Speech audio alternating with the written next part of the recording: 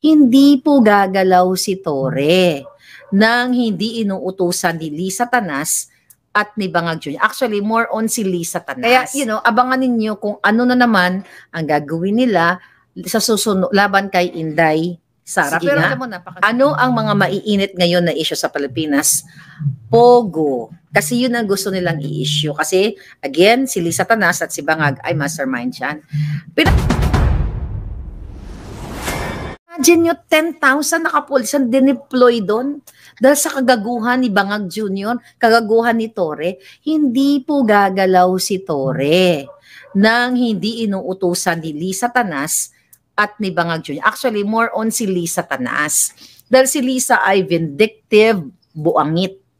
Vindictive pusher, pulboronic smuggler, kidnapper, lahat yan. Alam nyo yan.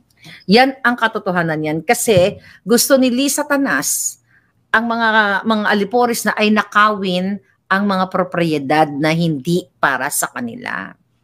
Kaya, abangan ninyo kung ano na naman ang gagawin nila sa susunod laban kay Inday Sara. Pero alam mo, napakaganda talaga. Alam mo, good decision. At kaya sabi ko nga, it's a good decision for Pastor Quiboloy na nag-surrender na siya.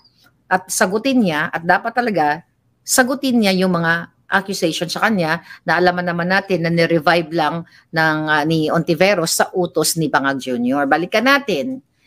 Yan, hindi nakakaalam, si Risa Ontiveros at ang kanyang kapatid at kanyang in-law, in-appoint ni Bangag. So gagawin ni Risa Ontiveros na dumila kahit sa kipay ni Lisa, okay, sa boto ni Kuting, dilaan niya lahat yan sa ngalan ng posisyon.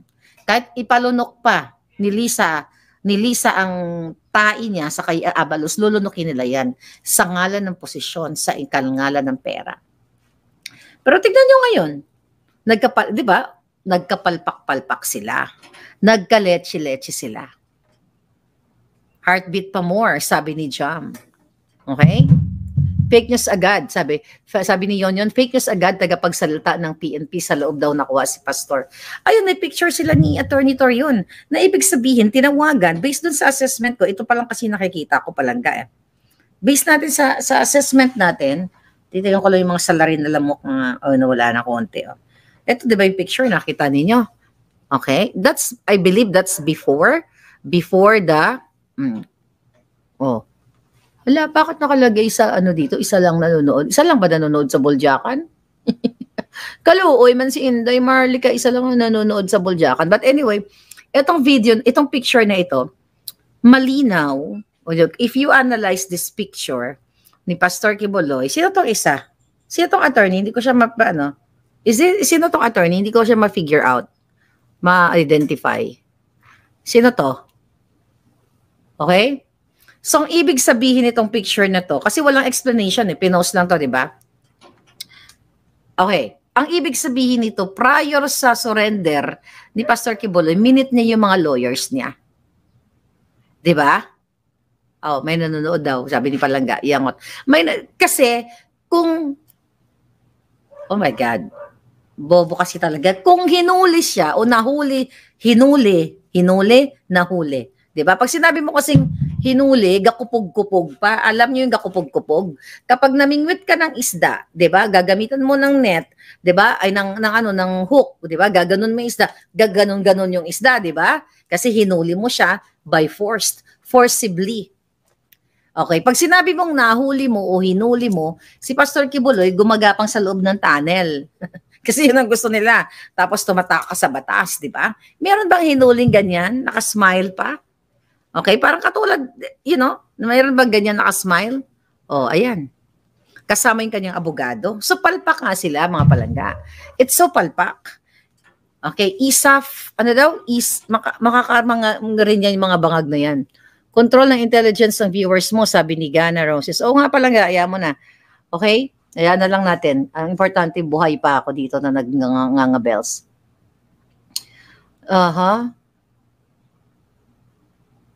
Ano daw? Ano sabi ni Palangga? Sariwang-sariwa. Sino sariwa? Ako? Ay, of course, darling. Sabi ni Jarish Malbas, I'm here, Marlica. Idol kita. Thank you, Palangga. Ha? 5K police lumusob sa GG para naman si Pastor.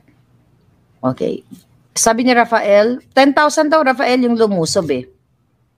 Watching from Cairo, Egypt. Grace.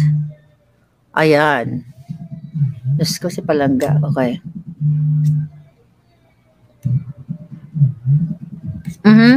Yeah, so ang susunod nilang tatargetin, mga kababayan, ang susunod nilang tatargetin si Inday Sara. Ano yung mga maiinit na issue sa Pilipinas?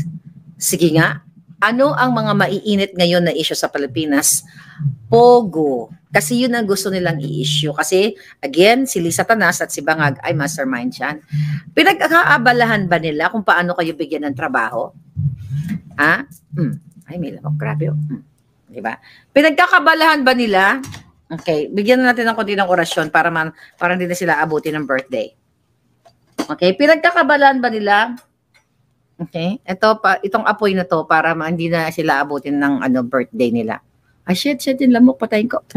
Ay, napatay ko yung lamok. Alright, anyway. Desfan. Wala kaming Desfan Palangga eh. Oo, mira lang kasi ako lumalabas dito kasi malamok nga dito.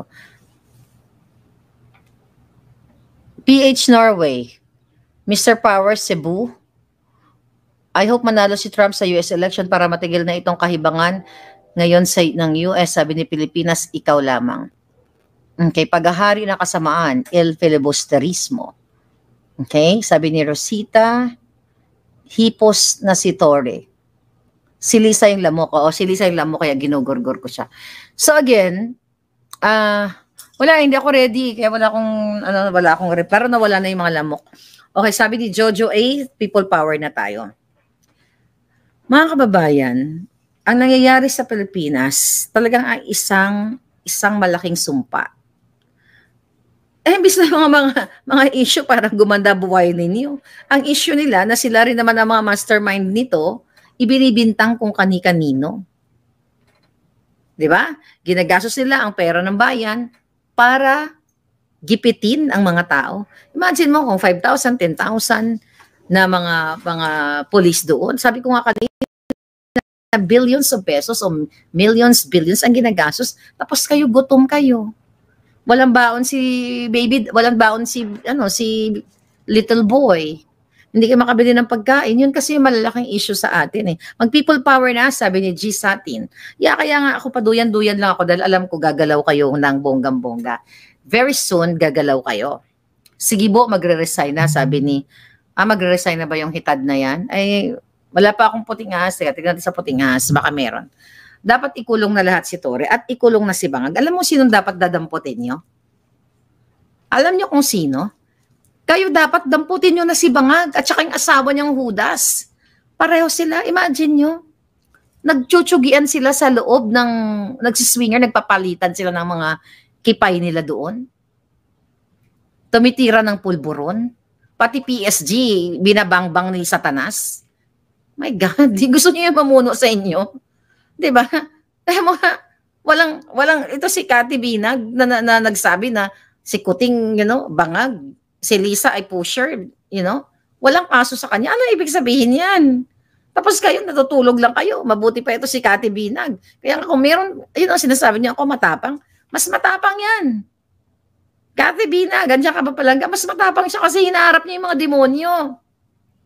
Imagine mo, mismo si Tony Boy Florendo, sinasabi na si Lisa Tanas, according dun sa pag-uusap namin ni Cathy sa interview, na nakipag-chok-chak chenes kapag Bangag na, anong moralidad ang meron? Meron kayo. Yun ba gusto nyo mamuno? Tapos lalabas si Lisa Tanas, yung mga bukol tatakpan, tapos nagpapanggap na, kunyari, love for all, love for all. Ang binibigay lang sa inyo, sa anak nyo, pang tuli, sa love for all. Ang bibigay sa inyo, isang timba. Tapos ang ninanakaw sa inyo, kalahati ng budget o baka 1/4 of the national budget. Kaluhoy man ka mo mga Palangga. Lubog na ang Pilipinas, di ba? Mahirap pa daw kayo sa Cambodia. O sabi ni Evil, nasa Cambodia ka ba? Arestuhin nyo si Bangag. Sabi ni, may comment. Sabi ni Grace, citizens arrest. True. Dahil ang peaceful, ang non-violent people power, ay hindi po yan bawal. Kung napapanumunuan na kayo na si Bangag Jr. ang nagsusuntukan sila sa loob ng Malacanang, tapos sa mga PSG, tahimik lang. Although may mga nagsasabi sa atin na mga information, mga puting as natin, kaya nga nakakarte sa atin. Imagine mo, nag-itot-itot sila dira, mga linti. Usapan na natin itot-itot. Imagine mo, paghubog na sila, kapag bangag na sila, wala namang, sana nga mawala na sila ng heartbeat. Nagkakangkangan, tapos magbibihis, haharap sa podium, akala nyo kagalang-galang. After mag-deliver ng scripted speech si Bangag, balik sa uli sa pagsisinghot, bubugbugan uli sila ni Lisa Tanas. Tapos si Lisa Tanas, pag na-high na siya, kukuha siya ng lalaking kung sinong gusto niyang chok-chak chenes. Oh my God, ganyan yung Pilipinas na gusto niyo? Well, I'm glad. I'm glad nandito ako.